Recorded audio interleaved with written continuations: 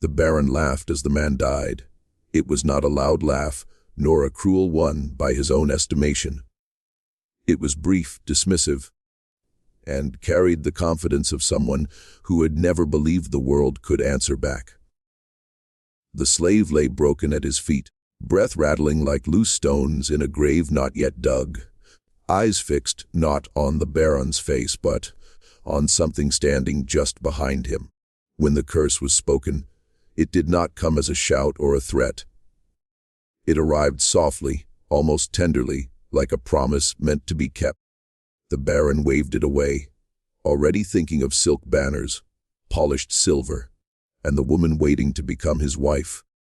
He did not notice how the air thickened, how the shadows leaned closer, or how the silence that followed the man's final breath did not fade. Some laughter does not echo, it settles, and from that moment on, the estate began to listen. The Baron stood at the center of his ancestral estate as though it were an extension of his own body, every stone and corridor bending to his will. The house had been raised generations earlier, on land taken without consent, its foundations laid over soil that never fully settled. Locals whispered that the walls breathed at night, and that no servant ever stayed longer than a season. But the Baron dismissed such talk as superstition, meant for peasants and priests. To him, the estate was a symbol of triumph, and his upcoming wedding was meant to seal that triumph in the eyes of the world. Preparations had already begun weeks in advance, with carts arriving daily carrying wine, silk, candles, and ironwork shaped into ornate gates meant to impress visiting nobles. The Baron walked through these preparations with pride, his footsteps echoing too long in the hallways, as if the house repeated them after he had passed. The wedding was not merely a union of two people, but a decoration of permanence. The Baron believed that marriage would cleanse the estate's reputation, replacing rumors with music and laughter. He ordered the chapel restored, though no one could recall the last ceremony held there. The altar's stone, once uncovered, bore faint dark stains that the workers could not scrub away, no matter how hard they tried. Each night, the Baron reviewed guest lists by candlelight, unaware that the flame bent away from him as if avoiding his breath. He imagined the estate filled with celebration, its long corridors alive with voices that would finally drown out the silence that had ruled the place for decades. Outside the walls, the fields stretched endlessly, worked by men and women whose names were never recorded. From the upper windows, they looked small and unreal, moving in slow, exhausted patterns like figures stitched into the land itself. The Baron rarely watched them for long. His thoughts were fixed on the wedding day, on the moment he would stand before the altar and claim a future unchallenged by the past. He spoke often of legacy, of heirs who would inherit not only the land, but his authority, ensuring that the estate would never fall into weakness. Yet the house seemed unmoved by his ambitions. Floors creaked under his steps, even when no one walked beside him, and doors he had closed were sometimes found open by morning. As the date approached, the air within the estate grew heavy, carrying a damp chill that no fire could drive away. Servants avoided certain corridors, claiming the walls whispered when the candles burned low. The Baron heard none of it, or pretended not to. In his mind, the wedding was inevitable, and inevitability was the only force he truly respected. The man collapsed just beyond the outer fields, his body folding into the dirt, as though the land itself had finally claimed him. He had been working since before dawn, forced to keep pace with men half his age, his lungs already ruined by years of dust and cold mornings. When he fell, the overseer did not rush to help him. Instead, he stood watching, waiting to see whether the body would rise again out of habit or obedience. It did not. Only the shallow, broken sound of breathing confirmed the man was still alive. The overseer cursed under his breath, fearing punishment for lost labor, and ordered 2 others to drag the dying man toward the estate. The path to the barren was long, and each step left a dark smear in the soil where blood and spit mixed. The man's eyes remained open the entire way, fixed on the sky above him, cloudless and pale, as if memorizing something he would soon lose. By the time they reached the courtyard, his breathing had grown thin and uneven, every inhale scraping painfully against his chest. The servants hesitated at the gates, uncertain whether to present such a sight on a day meant for celebration, but the overseer insisted. The Baron needed to see the cost of weakness, he said, and the others obeyed. The Baron was inspecting wedding decorations when the noise reached him, the rough sound of a body dragged across stone. He turned, irritation already written across his face, and took in the scene with visible disgust. The man was dropped at his feet without ceremony, his limbs twisting unnaturally as he tried to draw breath. For a moment, the courtyard fell silent. Even the birds seemed to retreat from the air. The Baron studied the dying slave as one might examine a broken tool, calculating inconvenience rather than cruelty. The man tried to speak, his lips trembling as if forming words he had practiced for years, but never been allowed to say. Each attempt brought only a wet cough, darkening the stones beneath him. The Baron asked why he had been brought here, his voice sharp with annoyance. The overseer explained quickly, emphasizing effort, loyalty, and the loss of productivity, as though reciting a defense. The Baron listened, nodding once, then waved a hand, signaling impatience. He stepped closer, close enough, that the man could see the fine fabric of his coat, the polished boots that would never touch the fields. As the slave's chest rose one last time, his eyes finally shifted, no longer fixed on the sky but on the Baron himself. There was no anger in them, only a strange clarity, as if the fear of punishment had already loosened its grip. In that fragile moment, something unseen seemed to pass between them, something the Baron felt only as a sudden chill before dismissing it as nothing at all. The words came out slowly, each one pulled from the man's chest as if it were lodged deep within his lungs. His mouth barely moved at first, lips cracked and trembling, breath fluttering like a dying flame.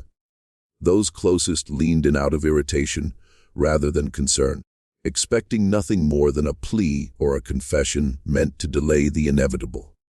Instead, what emerged carried no begging in it. His voice was thin but steady, sharpened by a calm that did not belong to someone at the edge of death. He spoke not to the overseer or the gathered servants, but directly to the Baron, fixing him with a gaze that seemed suddenly heavier than the chains that had bound his life.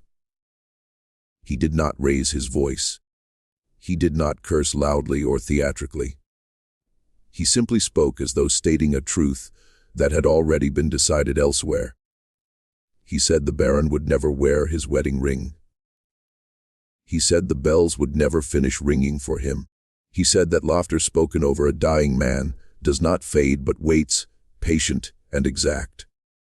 Each phrase landed softly, yet the air around them tightened, as if the courtyard itself leaned closer to listen. The man's breathing grew shallower between words, but he did not rush. It was as if time had slowed for him alone, granting him the courtesy it had denied his entire life. The Baron reacted first with disbelief, then with amusement. A faint smile crept across his face, the kind reserved for foolish children and wasted threats.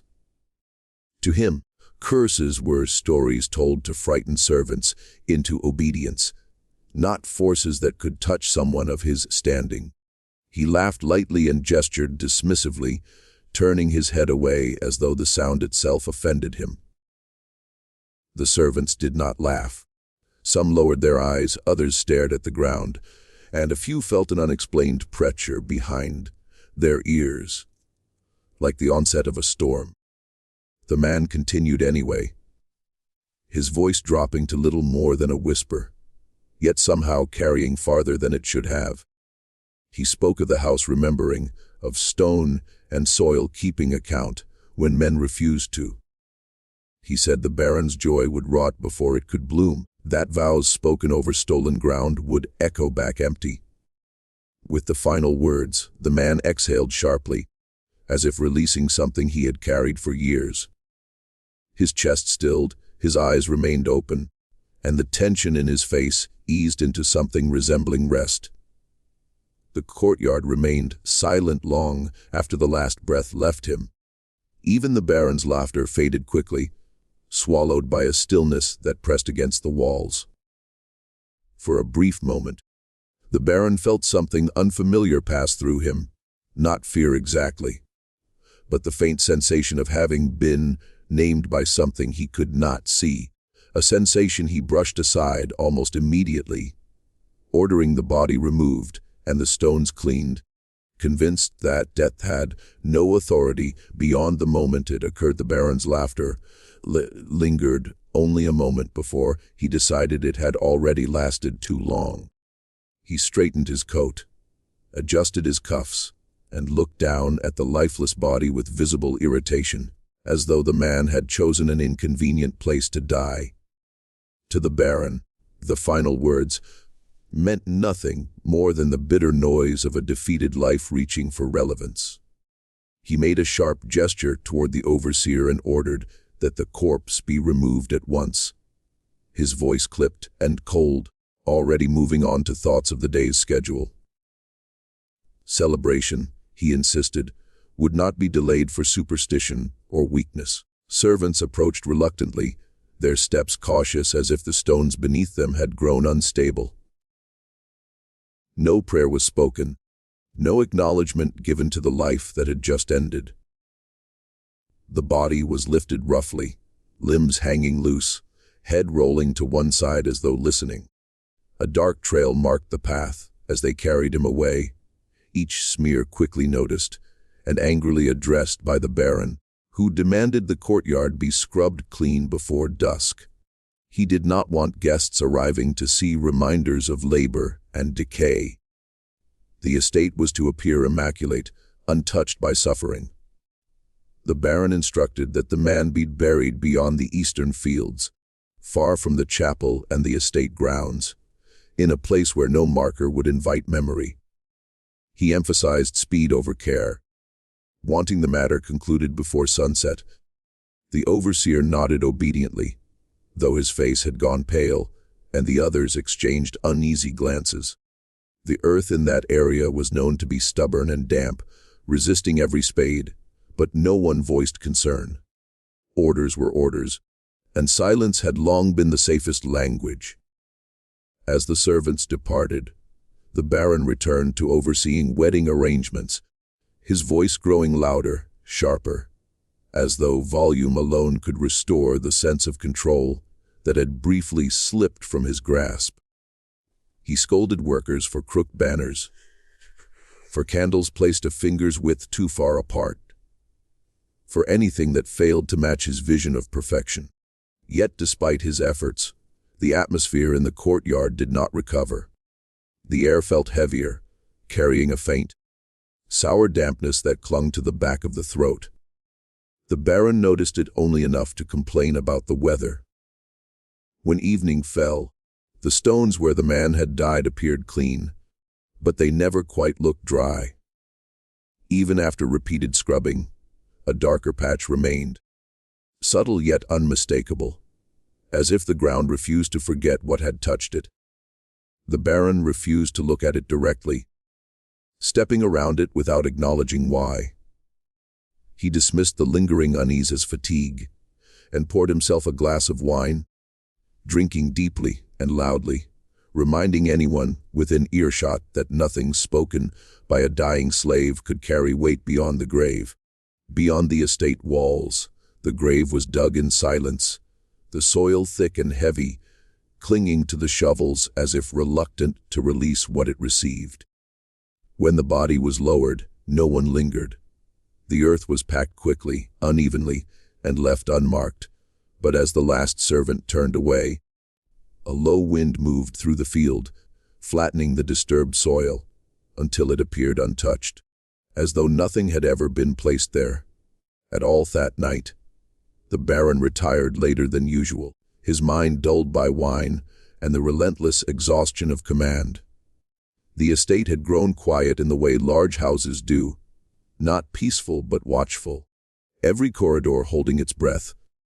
His chamber sat high above the grounds, its windows overlooking fields that dissolved into darkness long before the tree line.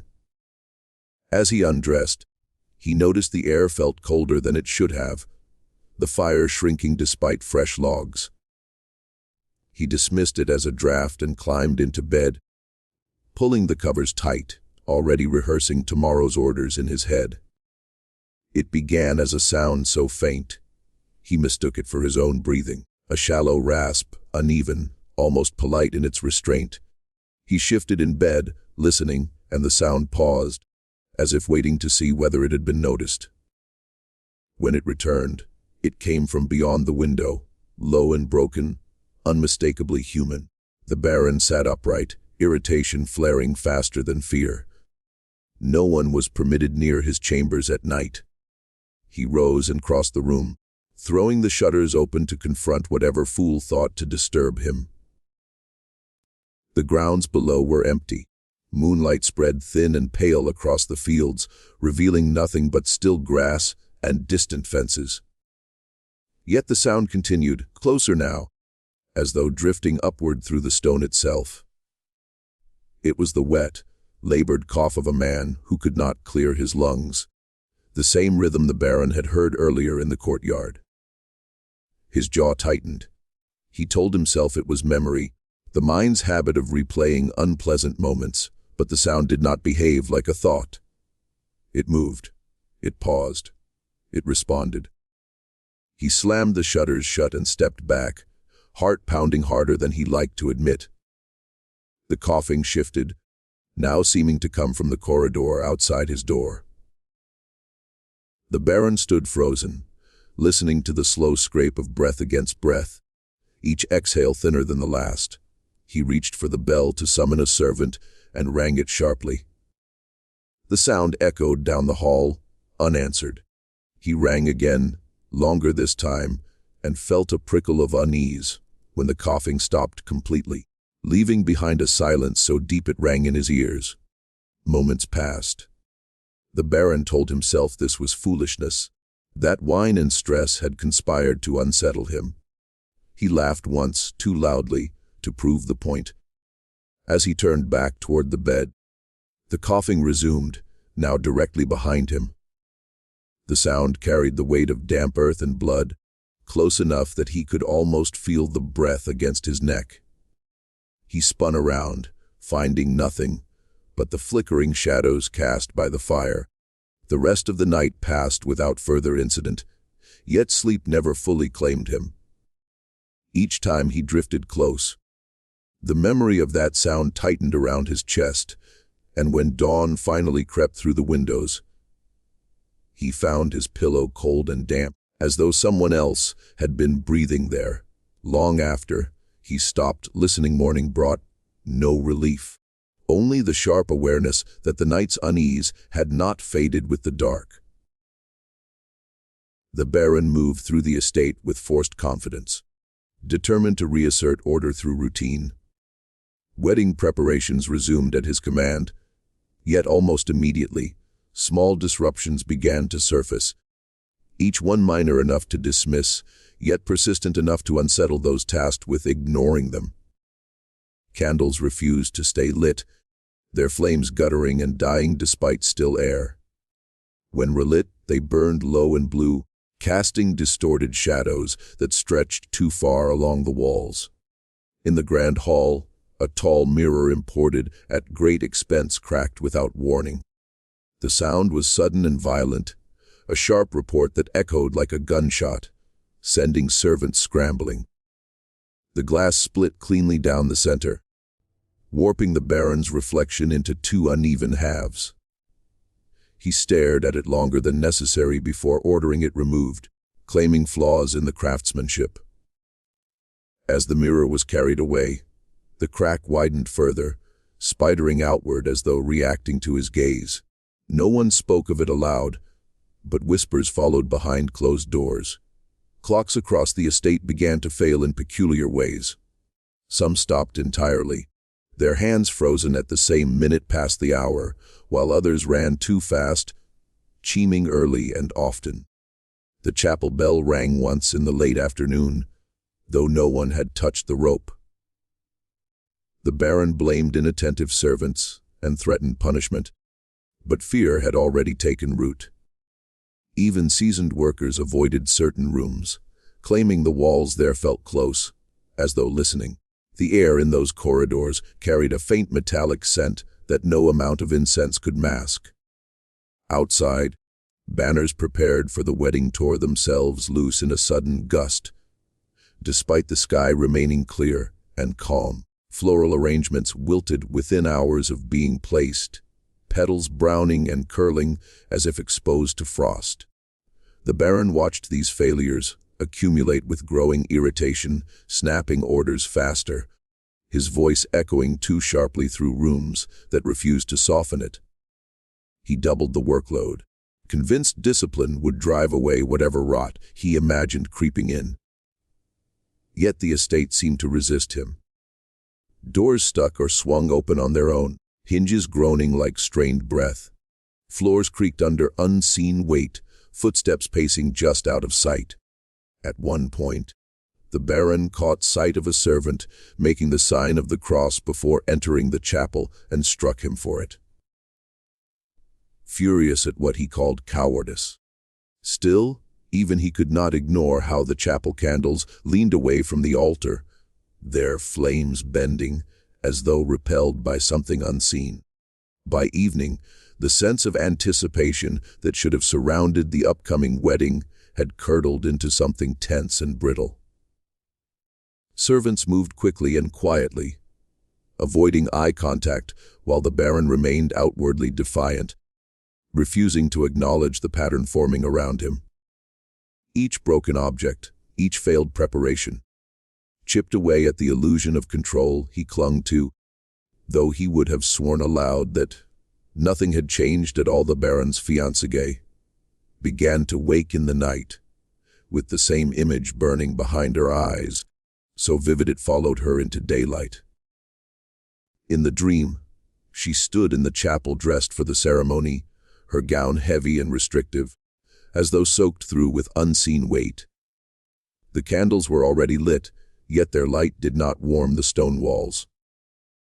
When the bells rang, the sound arrived muffled and distant, as if filtered through earth rather than air. She turned toward the altar, expecting to see the Baron waiting for her, confident and immaculate as always. Instead, a figure stood between them. He faced away from her, his back thin and hunched, shoulders rising and falling with shallow effort. His clothes hung loose, darkened and torn, and when he breathed, the sound echoed unnaturally through the chapel. She could not see his face, no matter how hard she strained, only the outline of his head, bowed slightly as though in reverence or exhaustion. Panic flooded her chest, yet her feet would not move. The music continued, oblivious, and when she tried to call out, no sound emerged. Each time the dream returned, it revealed a little more. On the third night, she noticed the floor beneath the figure was damp, the stone stained darker where he stood.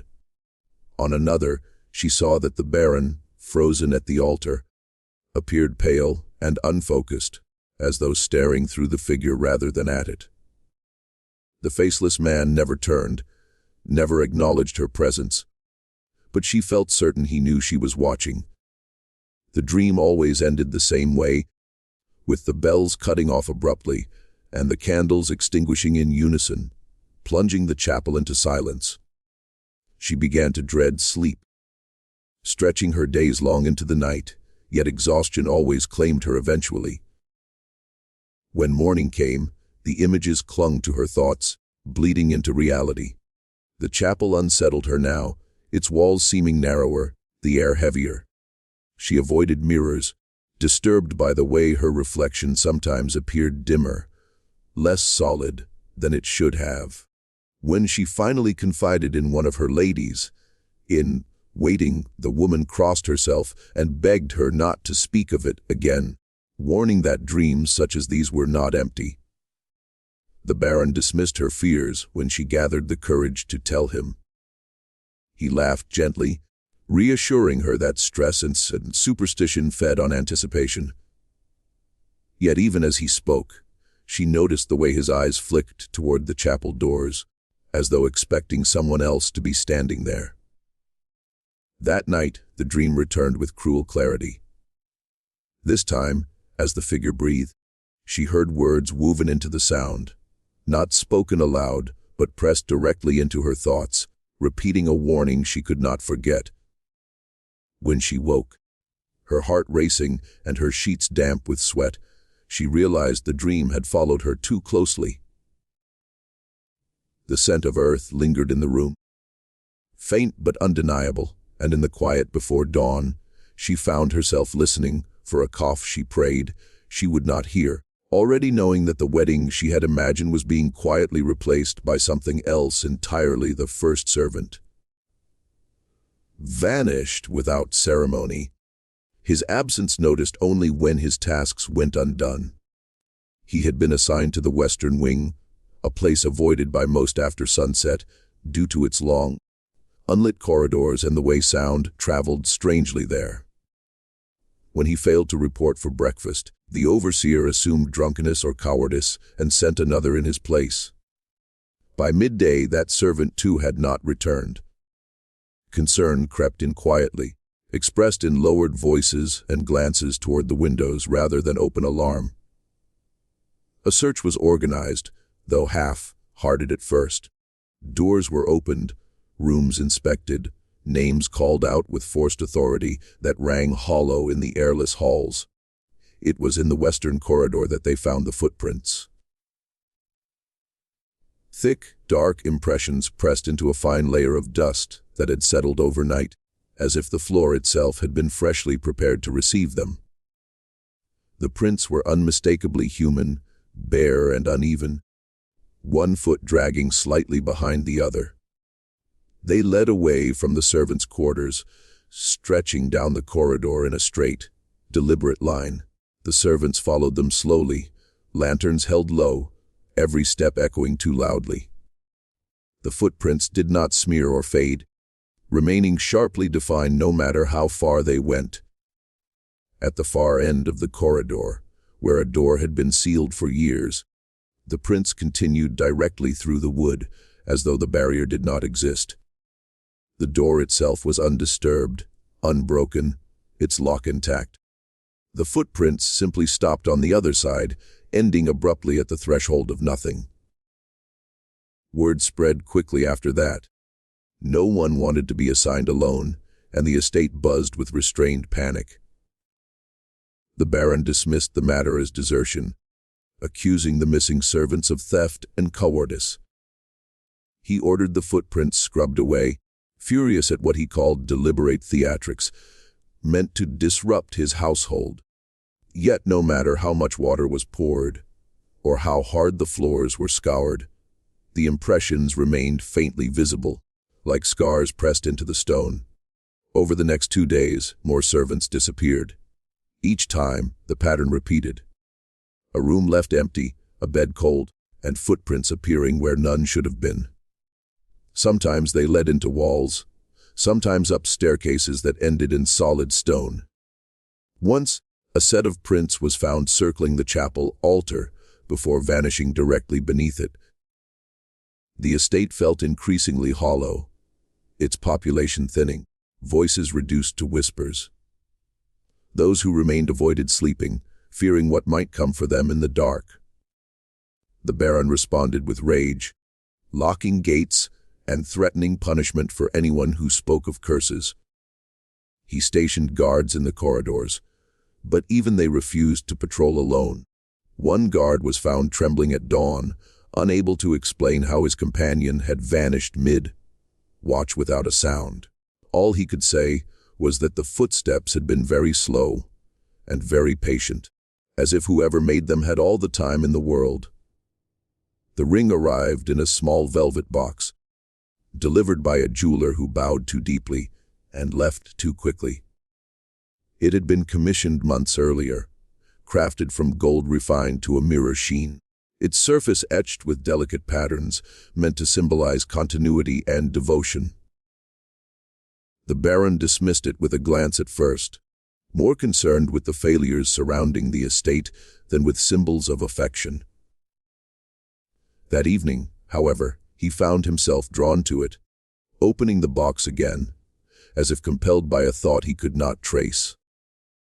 When he lifted the ring from its cushion, a jolt of sensation ran through him. The metal was warm, not faintly or pleasantly so, but undeniably warm, like an object that had been held in another hand for some time. He frowned and turned it over between his fingers, expecting the heat to fade, yet it remained constant, pulsing faintly against his skin. The fire across the room was low, and the ring had not been near it.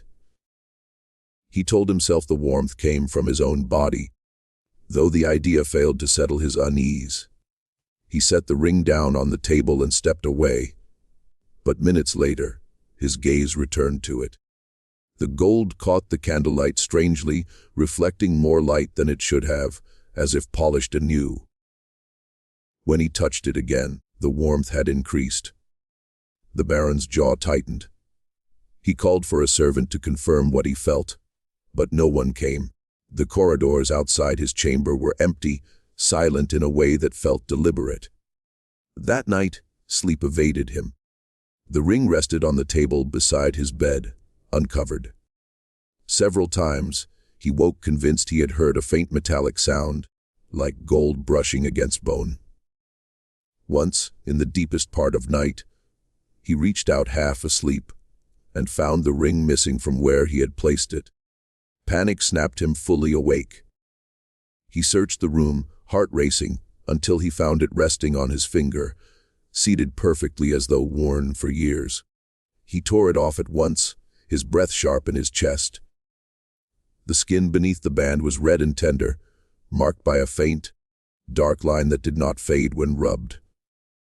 The ring fell to the floor, rolling until it stopped against the leg of the bed. The Baron stared at it, unwilling to touch it again, yet unable to look away. He told himself exhaustion had played tricks on him, that he must have put it on without remembering. By morning, the ring was back in its box, cool at last.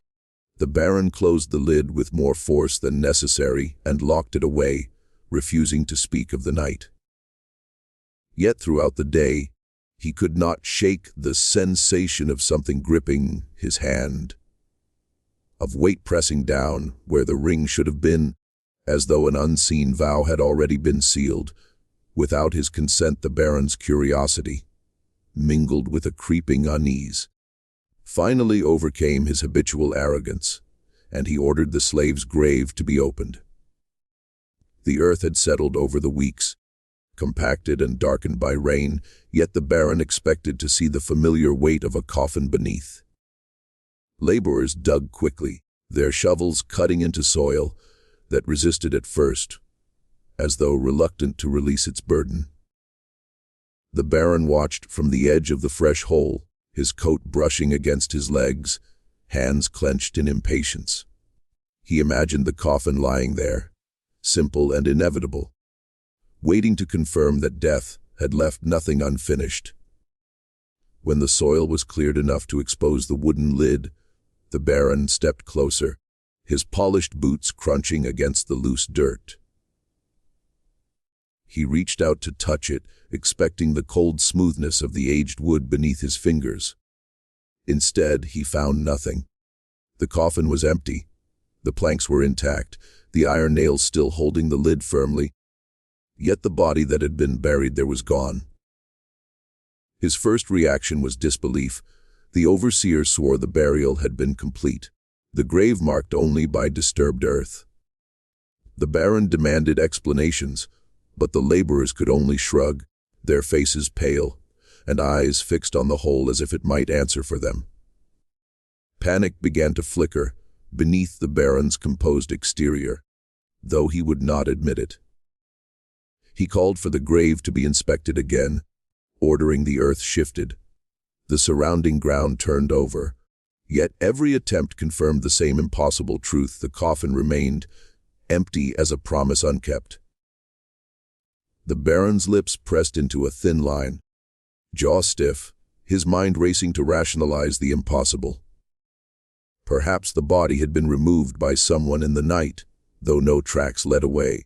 Perhaps it had been misplaced, though the grave had been watched by laborers at all hours. No explanation satisfied him. As he stood over the empty coffin, a faint unease settled in the pit of his stomach. The wind moved through the field differently now, carrying a subtle dampness that clung to his coat. Shadows seemed to cluster near the edges of the grave, bending toward the Baron's feet. He ordered the grave covered, his voice sharp, trembling just slightly despite himself, demanding closure that the world would not provide. Once the soil was replaced, he inspected it one last time, expecting at least the sense of finality that a grave usually conferred. The earth had returned to its original shape, dark and solid in appearance, yet the emptiness beneath pressed in on him, as though it had weight, though no body rested there. The Baron walked away, attempting to carry himself with authority. But every step felt heavier, his mind replaying the impossibility of what he had seen.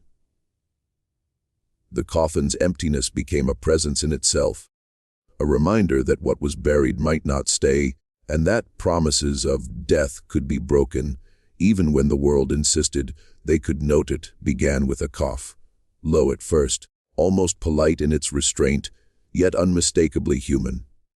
The Baron had spent the morning reviewing arrangements and issuing commands, dismissing lingering unease as fatigue. Yet when he felt the first rasp deep in his chest, a cold dread settled over him. He stopped mid-step, hand resting on the banister as his body involuntarily shivered. The cough repeated, uneven and wet, echoing against the stone walls of the corridor.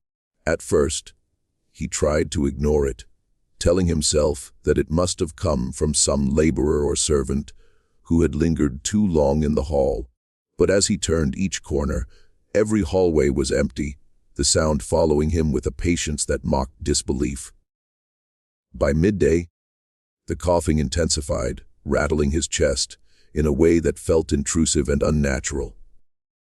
The Baron dismissed it as a trick of the mind, yet his reflection in the mirrors appeared paler, lips slightly parted, eyes sharper than usual, and there was a red flush beneath his collar where he had never seen it before. He reached for a handkerchief and wiped his mouth, tasting iron, thick and bitter. Each attempt to clear his throat only worsened the rasp, forcing him to pause in his inspection of the estate, hands gripping the table edges, knuckles white. The cough did not ebb, it burrowed deeper, reaching down into his lungs with every breath, echoing the final rasp of the slave he had laughed at weeks earlier. The Baron's attempts to maintain composure faltered as evening approached. Servants noticed his face was increasingly pale, shadows under his eyes stretching unnaturally. Yet no one dared comment on it. The cough now came in spasms, each one shaking his body involuntarily, leaving him gasping and clutching his chest.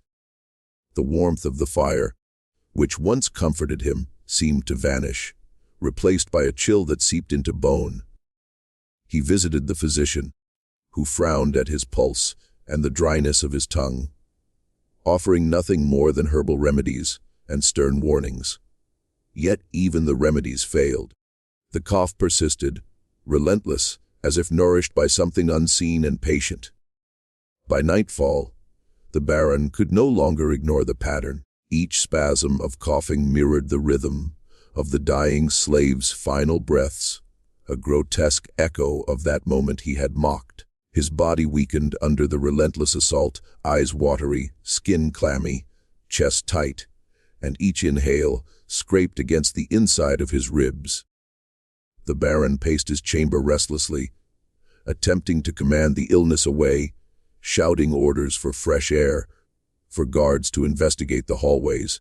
But the coughing did not respond to reason. It came from inside him, yet somehow also around him, haunting him in every corner, in every shadow, as though the estate itself had conspired to return the slave's last moments directly to him, leaving no possibility of escape from the sound that had begun as a whisper and had become a relentless claim on his body, and Mind Night fell heavier than usual, pressing against the estate like a living weight. The Baron tried to convince himself that exhaustion had dulled his senses, that shadows and noises belonged to nothing more than the wind or the house settling on old stones. Yet when the church bells began to ring, he knew at once that this was no ordinary sound. The hour was wrong, long past the time when any bell should toll, and no hand pulled the ropes. No servant climbed the tower, and no one dared approach. Each chime resonated through the estate with a hollow insistence, vibrating against walls, floor and bone, carrying a rhythm that was deliberate, slow, and unmistakably human. The Baron ran to the window, expecting to see the tower empty, or perhaps a misalignment of mechanics. But the bells swung in the moonlight, with perfect synchronization, their motion unassisted. He called for the overseer, voice sharp and laced with panic, demanding explanation. The man arrived, pale and breathless, unable to account for what he saw, muttering only that the bells had not moved all day, that the ropes were untouched, and yet the sound persisted. The Baron's face hardened, anger flashing across his features, though beneath it a creeping fear had begun to root. Servants gathered in the courtyard, listening in uneasy silence, their faces illuminated by lanterns that flickered against the tall, cold stones. Some crossed themselves, muttering prayers too soft for the Baron to hear, while others held trembling hands to their ears, unwilling to listen but unable to look away. The bells rang on, each tone lingering longer than it should, echoing in ways that seemed impossible, defying distance and direction. When he ordered the bell tower inspected, the climb revealed nothing. No hands, no mechanisms, no shadow moving within.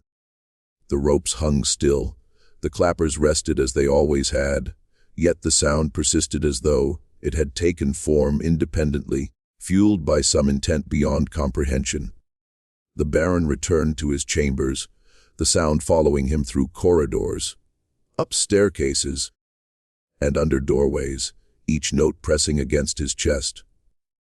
It was as if the estate itself had claimed the rhythm of a warning, carrying it into every room and hall, indifferent to human order or authority. Sleep became impossible. The sound invaded dreams, hollow and relentless, a voice masquerading as bells, teasing the boundary between imagination and reality. By morning, the bells finally ceased, leaving the Baron drained, skin pale and pulse unsteady. Yet the echo remained, lodged deep in his memory, vibrating beneath the ribs, a haunting pulse that refused dismissal. Even with the sun high in the sky and the church quiet, he could feel the resonance under his feet and hear faint tolls in the corners of his mind. The experience had altered the estate and him, subtly, irreversibly, as though the sound had claimed more than air and stone. It had claimed a portion of certainty itself, leaving him aware that the house, the land, and even the inanimate bells could no longer be trusted to obey human command or remain silent. When something was watching and waiting be the time the Baron's fiancée spoke. Her voice was low and urgent, carrying a weight that startled even him. She had avoided him for days, retreating to her chambers under the guise of nerves and exhaustion, but the fear in her eyes had grown impossible to ignore. She told him, trembling, that she heard a voice, not from anyone present, not from the walls, but as though pressed directly into her mind. It warned her, repeating insistently that she should not marry a dead man. The Baron stared at her, initially irritated, brushing the words aside as fanciful nerves and superstition, but the clarity in her tone made him pause. This was no idle complaint, no harmless imagination. It was terror sharpened into understanding. She described the voice with precise insistence, noting that it was hollow, dampened, and yet intimately close, as if emanating from beneath her very feet. It whispered warnings at odd intervals, sometimes when she was fully conscious, sometimes in the hazy edges of sleep, always consistent in its insistence. Each time, the voice repeated the same phrase, "Do not marry him. Do not step into what is already claimed." Her skin would prickle, and her breath catch when the words came, and even the air in her rooms felt thicker, denser, as if the estate itself were listening and leaning toward her. She did not know whether it was a spirit, a memory, or some unnatural echo, only that the urgency was real, undeniable, and directed solely at her. The Baron, accustomed to controlling every aspect of his world, tried to reason with her. He dismissed it as stress, the mind bending to expectations of grandeur and ceremony. He claimed that she allowed anxiety to distort shadows, that any voice she imagined came from wind through the stone corridors. Yet even as he spoke, he noticed subtle signs she could not hide, her gaze darting toward corners no one occupied, fingers trembling over the fabric of her gown, her sudden hesitation when passing the chapel doors. There was a certainty in her fear that could not be reasoned away, an insistence that challenged his authority in a way he had never encountered. That night, the fiancée awoke gasping, unable to shake the lingering weight of the voice. It repeated within her mind even after she rose, the insistence of the words forming a rhythm, matching the irregular tapping of the old floors beneath her chamber. She could sense something present in the estate, something patient and observant, waiting to confirm the warnings spoken. The Baron, despite himself, felt a ripple of unease at her insistence.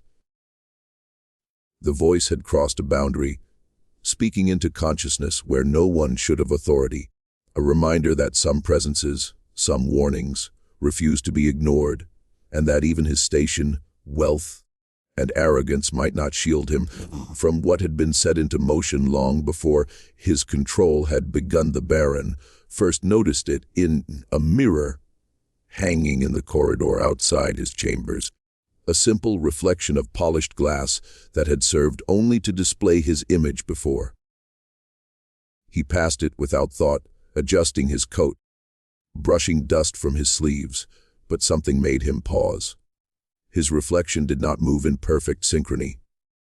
When he raised his hand, the image lagged behind by the smallest fraction of a second, fingers curling more slowly, the wrist flexing too late. A chill crawled up his spine, though he told himself it was merely fatigue, a trick of candlelight or a flicker in the glass. Yet as he stared, the lag persisted, growing subtly more pronounced, as if the mirror itself were bending the rules he had always relied upon. At first, the differences were minor. His reflection blinked a fraction too late, or tilted its head at an angle he had not chosen. He touched his face, and the mirrored skin remained still for an extra heartbeat. He laughed quietly, dismissing it, attempting to step back from the mirror and convince himself that logic still ruled the world. But then the expression changed. For a brief moment, the reflection smiled. Not the controlled, polite smile the Baron had cultivated over years, but one that curved with something alien, knowing, and unbidden. He recoiled, stepping back quickly, heart hammering, though he could not look away. The reflection had become something separate, observing him, commenting silently, responding in ways the Baron did not command. He tested it deliberately, walking quickly from one end of the corridor to the other. The reflection followed, but slightly behind, each movement delayed by a fraction of a second, yet deliberate, purposeful. The Baron raised a hand to command it to stop, to mock the trickery. But the reflection lingered a moment too long, fingers hovering after he had lowered his. Panic began to rise as he realized that the mirror was no longer a passive object, no longer a simple record of his form. It had taken on intent. The smirk returned intermittently, watching, calculating, detached from his will. Even when he turned from the glass entirely, he sensed the reflection's presence behind him, an echo of himself that existed somewhere between the surface of the glass and the world around him. At night, in the dim candlelight of his chambers, he glimpsed it in polished furniture, windows, any reflective surface. Always slightly out of sync, always smiling when he did not, and always waiting. The awareness settled into his thoughts, slow and insistent, knowing at the certainty he had built over a lifetime. The estate had never obeyed him so fully. But the reflection, the mimicry that was no mimicry, was different. It obeyed only itself, and the Baron, for the first time, felt the fragile isolation of power slipping through his hands, while a silent observer mirrored and mocked him. At every turn on the eve of the wedding, the Baron awoke to a coldness that seemed to seep directly into his bones, a chill far sharper than any winter wind could carry. He had tossed and turned all night, haunted by the sound of coughing that lingered in his ears and shadows that refused to stay where they belonged. But this new sensation demanded attention. Rolling over, he expected the warmth of the bed to offer some comfort. Yet the covers were damp with a soil, dark coldness, uneven and clinging. His fingers brushed against it, and he recoiled, the substance gritty under his touch, the smell faint but unmistakable. Earth, dark and loamy, as though freshly turned. He rose immediately, heart pounding, and carried a candle toward the bed, examining every corner of the chamber. The soil had not merely gathered on the sheets. It formed irregular patches across the mattress, small mounds and streaks as though someone, or something, had walked across it deliberately. The Baron knelt, brushing it aside with shaking hands, but it reappeared in areas he had already cleared.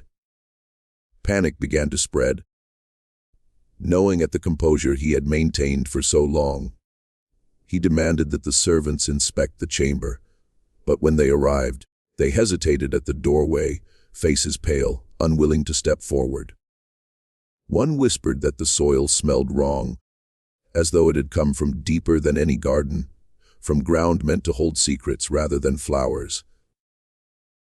The Baron, irritated and frightened, attempted to dismiss the matter as mischief, imagining servants sneaking in at night to frighten him.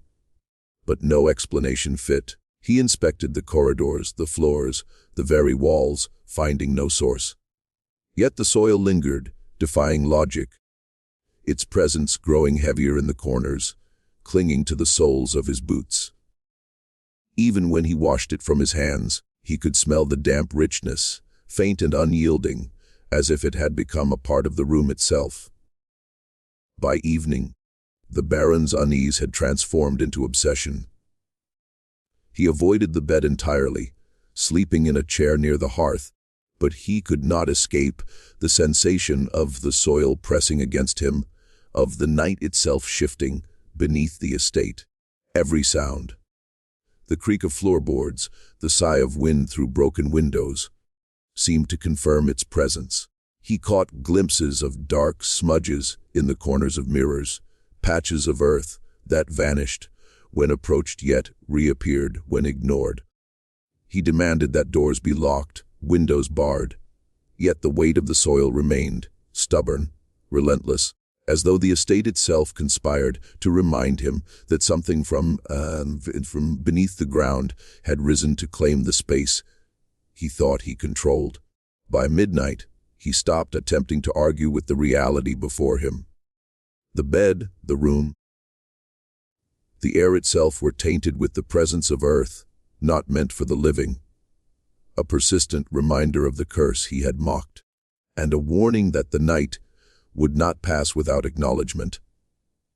That some forces in the estate would not be ignored, no matter how firmly he believed himself master of all within its walls. The Baron, finally overwhelmed by the accumulation of impossible occurrences, resolved that flight was the only solution.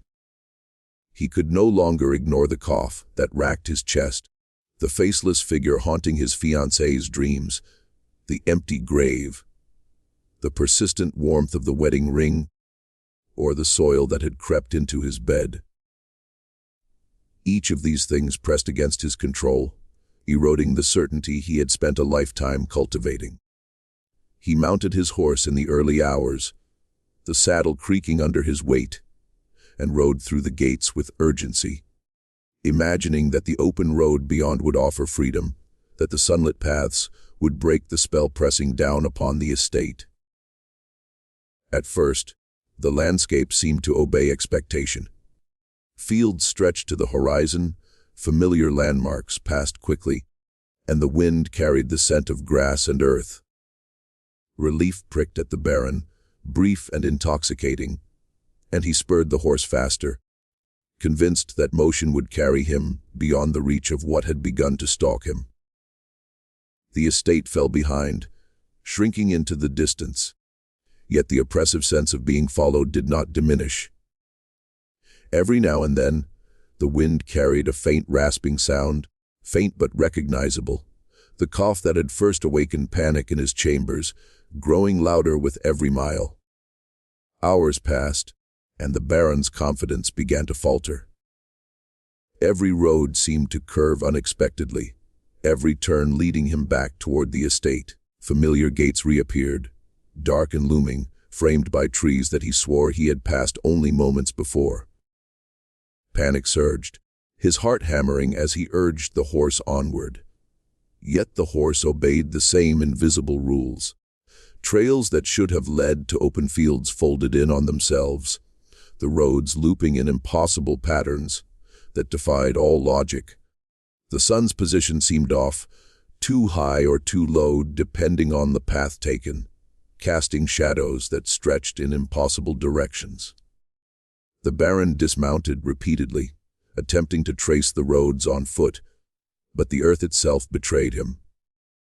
He found footprints that were not his own, impressions in the dirt that appeared alongside him, close and deliberate, then vanished before he could reach them.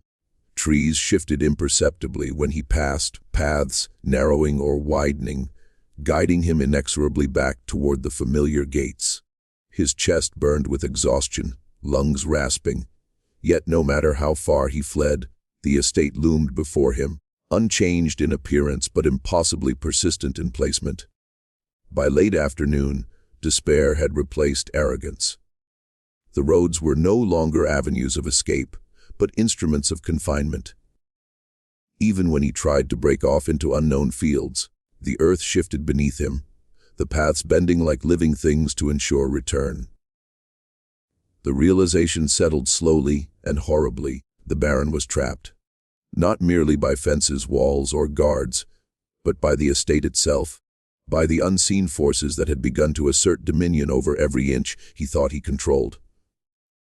Each road, each field, each tree conspired in perfect coordination, looping endlessly, leaving him certain that escape was an illusion, and that the curse he had mocked was patient, absolute, and inevitable. The Baron's health declined rapidly, a deterioration both subtle and horrifying, as if the curse that had begun with the dying slave's words had seeped into his very flesh. At first, it manifested as exhaustion, a weight in his limbs that no rest could shake. His skin grew pale, almost translucent, and the pulse beneath his wrists throbbed with an uneven rhythm, like a drum beaten by hands unseen. Every step through the estate became more laborious, the familiar corridors twisting in perspective, stretching unnaturally beneath his gaze. He ignored the signs at first, relying on pride and denial, convinced that the physical manifestations of fatigue were mere coincidence, a temporary weakness easily overcome by will alone. Soon, however, the afflictions intensified. The cough, the first echo of the dying slave's final breaths, returned with renewed force. It racked his chest and throat in spasms that left him gasping, sweat clinging to his hair and skin, every inhalation scraping against the inside of his ribs. Medicines prescribed by the physician offered only fleeting relief. Tonics burned the throat and brought no comfort. Warm baths did nothing to release the tightness coiling in his lungs. Even the most familiar routines of the estate, inspection of the corridors, supervision of servants, the ceremonial arrangements for the wedding, became impossible.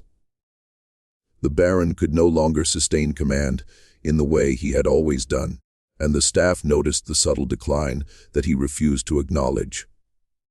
By the third week, the Baron's appearance had shifted dramatically. His eyes, once sharp and imperious, now glimmered with an almost haunted confusion, shadows clinging beneath them like ink spreading through water. His voice had lost its previous authority, sometimes dropping into rasps mid-sentence. The warmth of the ring he had once handled with pride now seemed to press against his finger, almost biting, and he could not remove it, despite repeated attempts. Shadows seemed to lengthen unnaturally around him, corners of rooms darkening without cause, the estate itself responding to his weakening presence. As the wedding day approached, the Baron's deterioration became undeniable. He could not stand for long periods, leaning on walls, furniture, or servants for support. His breathing had grown erratic, each inhalation rasping and uneven, echoing the rhythm of the dying man, whose curse had first been spoken aloud. The fiancée, terrified but persistent, watched as he faded before her eyes, pleading for care and for someone to intervene. Yet no intervention could reverse the invisible force at work. The estate seemed to close in on him, corridors stretching and twisting, shadows bending toward him, as though to remind him that no authority, wealth, or preparation could shield him from what had been set in motion. The Baron's decline became not just physical, but psychological. Panic flared beneath his skin as he realized the inevitability of what had begun so long ago. Every cough, every shadow, every heartbeat mirrored the prophecy. The wedding he had prepared for, with such pride, would never see him standing at the altar. Even as servants whispered their fears and the fiancé's terror grew, he understood, in quiet, desperate moments, that the estate, the curse, and the words spoken by a dying man had claimed him entirely, leaving no room for denial or escape. The morning of the wedding arrived with an unnatural stillness, a silence that seemed to hang over the estate like a heavy, suffocating cloth. Sunlight spilled weakly across the courtyard, failing to warm the stones, which retained a damp, almost fetid chill despite the hours since dawn. The Baron attempted to rise from his chamber, but his body refused. Limbs that had once been strong and exacting now trembled violently at the smallest motion, and his breath came in shallow, ragged gasps. He gripped the edge of the bed, knuckles white, heart hammering as he realized fully that the finality of the curse, the promise spoken by the dying slave, was no longer a distant threat but a present, immediate reality. Servants whispered nervously in the hallways, avoiding eye contact as they moved to their stations for the ceremony. Some swore they saw the Baron's shadow flicker differently in the candlelight, growing longer and darker than it should, as though pulled by some invisible hand. The fiancée, dressed in her gown, attempted to summon composure, yet her movements were stiff and hesitant, her eyes darting toward the chamber door, where the Baron should have appeared. The house itself seemed to hold its breath, corridors stretching, windows framing scenes with impossible angles, and even the bells remained silent, though they had tolled countless times for previous ceremonies. The Baron's condition worsened rapidly. His coughing became violent, echoing through the stone halls, and each spasm seemed to rob him of strength. He tried to stand, to move toward the door, but his legs buckled, sending him crashing into the polished floor. The warmth of the wedding ring seemed to burn his finger, as though insisting upon its claim. He called out weakly for assistance, but the sound came muffled, lost among the weight of the estate itself.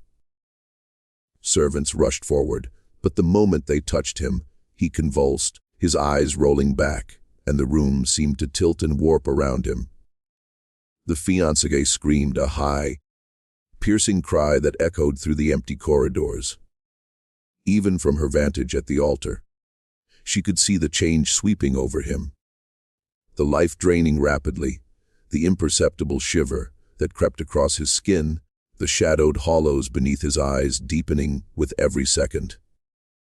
The coughing ceased abruptly, leaving only silence so profound it seemed to press against every ear and nerve.